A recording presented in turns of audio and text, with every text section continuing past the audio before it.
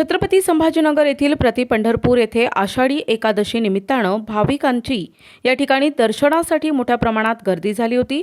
यावेळी वाळूज MIDC पोलिसांच्या वतीनं या ठिकाणी चोख बंदोबस्त ठेवण्यात आला होता। यावेळी दर्शनासाठी भाविकांची मोठी संख्येनं गर्दी होती। या पार्श्वभूमीवर पोलिसांनी या ठिकाणी भाविकांच्या सुरक्षेसाठी 500 पेक्षा अधिक पोलीस कर्मचारी या ठिकाणी तैनात करण्यात आले होते। या ठिकाणी पोलीस ठाण्याच्या वतीनं CCTV कॅमेरा, ड्रोन कॅमेराद्वारे चौक निगराणी ठेवण्यात आली होती। यावेळी काही पाकिटमार देखील पकडण्यात आलेत। या ठिकाणी विठ्ठलाच्या दर्शनासाठी भाविकांनी लाखोंच्या संख्येनं रांगेत दर्शन घेण्यासाठी गर्दी केली होती। भाविकांना पाणी बॉटल, जार, रस्त्याच्या कडेला शेकडो स्टॉल वारकऱ्यांच्या आणि भक्तांच्या सेवेसाठी ठेवण्यात आले होते।